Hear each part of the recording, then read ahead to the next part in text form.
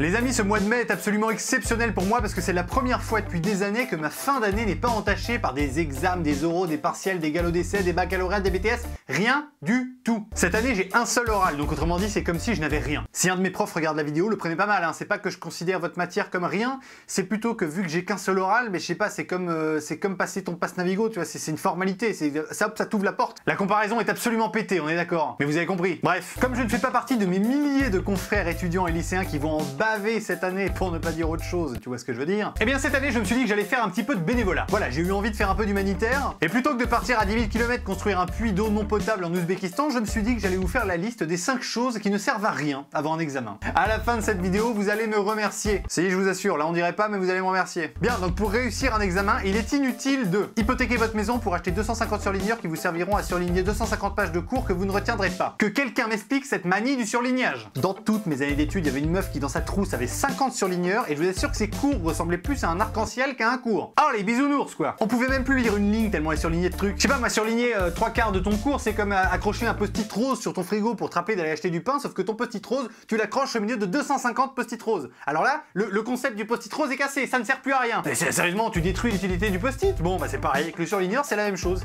c'est pareil. Donc le surligneur, on oublie. Réviser devant la porte de la salle devant laquelle tu passes un oral, c'est-à-dire 5 minutes avant. On a tous eu un jour ce comportement de tocard qui consiste à découvrir un chapitre 3 minutes avant de passer un oral. C'est un classique, on ne le reprochera à personne. Bien, entre nous c'est super drôle comme moment, il y a une espèce d'adrénaline comme quand t'es dans la queue de Space Mountain pour la première fois, c'est exactement pareil. C'est un truc, c'est spécial mais il faut aimer. D'ailleurs t'essaies de te rassurer en disant que ça va jamais tomber sur ce chapitre-là que t'es en train de réviser 3 minutes avant. Eh Michel, c'est quoi le chapitre 4 là sur les poteries moldues mérovingiennes du 20e siècle là, ça va pas tomber ça? Oh les mecs, devinez pas quoi, je suis tombé sur les poteries moldues mérovingiennes du 20e siècle. Ah, tout va bien. En vrai, laissez tomber les révisions de dernière minute, ça vous stresse. Ça n'aide pas. Et ça stresse les gens. À la place, allez vous acheter un sauciflard, un croissant, un paquet d'arlequins, j'en sais rien, bouffez, faites quelque chose, mais de toute façon, le moment peut pas être pire et il sera pas meilleur en révision au dernier moment. Ça, on est d'accord. On est d'accord ou pas? Roger, on est d'accord? Michel, on est d'accord? On est d'accord. Après, il y a l'exception. On est d'accord. On connaît tous quelqu'un qui a révisé 5 minutes avant un oral un chapitre 4 sur les poteries moldues mérovingiennes du 20e siècle et qui est tombé sur chapitre 4, les poteries moldues mérovingiennes du 20e siècle. Mais ces gens-là, voilà, qu'ils aillent se pendre, qu'est-ce que je te dise, moi? Non, t'as envie de les prendre et de les taper comme ça, t'as envie de faire quelque chose de mal. Arriver 2 heures en avance à l'examen. Alors ça n'aide pas et ça n'a jamais aidé personne. Les gens qui font ça, je vais vous dire, vous êtes nuisibles pour les autres. Je sais que le mot est dur, mais je l'utilise quand même. Mais si, en général, vous êtes stressé de ouf.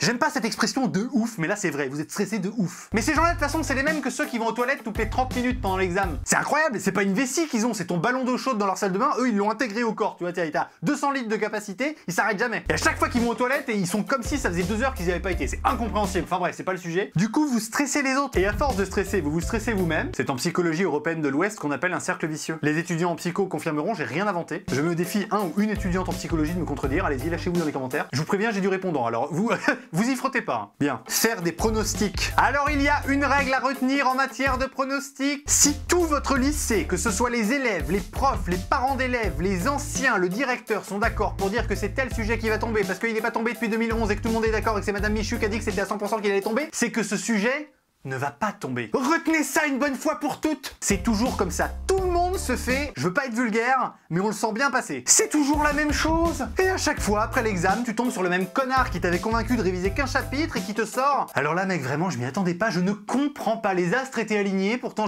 j'avais tout... Je me sens trahi. Je vais te dire un truc, je me sens trahi. Non, vraiment, je suis désolé, mec. Alors là, vraiment, je suis désolé. Mais t'es désolé de quoi? J'ai raté à cause de toi, connard. Faut que j'arrête. J'ai dit 2 fois connard, je suis désolé. Pourtant, j'aime pas les gros mots, mais là, c'est vraiment une émotion. C'est vraiment une émotion. Enfin, j'arrive même pas à parler tellement c'est une émotion. Ah, ces gens-là, t'as envie de leur faire bouffer ton classeur, tu sais, lentement, en commençant par les accroches en métal, tu sais. Non, faut que je me calme. Bref, oubliez les pronostics, s'il vous plaît. C'est un conseil d'amis, c'est pour votre santé, c'est à prendre ou à laisser. Moi, je serais vous, je le prendrais. Faire la tournée des bars le soir de chaque épreuve. Je sais que ça peut être tentant parce que chaque épreuve te rapproche de la fin par définition. Simplement, moi, j'ai un pote qui a fait ça. C'est un témoignage que je vous livre, hein, c'est gratuit. Le premier soir, il était sobre. Le deuxième soir, il a recommencé. Le lendemain, il est rentré dans la salle à 4 pattes. Et le jour de la dernière épreuve, il a vomi sur les pieds du pion qui distribue les brouillons. Donc voilà, tu fais ce que tu veux. On dira ce qu'on voudra, c'est bien de fêter les examens, mais c'est quand même mieux d'attendre la fin avant d'aller te mettre une caisse à une bière à base de gingembre roulé à la main sous les aisselles. C'est chacun, c'est à vous de voir. Voilà, j'espère que ce petit top 5 vous a aidé. Si c'est le cas, rejoins-moi sur Snapchat et Instagram. Si c'est pas le cas, c'est que t'as envie de te marrer, donc rejoins-moi sur Snapchat et Instagram quand même. Et puis abonne-toi, qu'est-ce que tu veux que je te dise?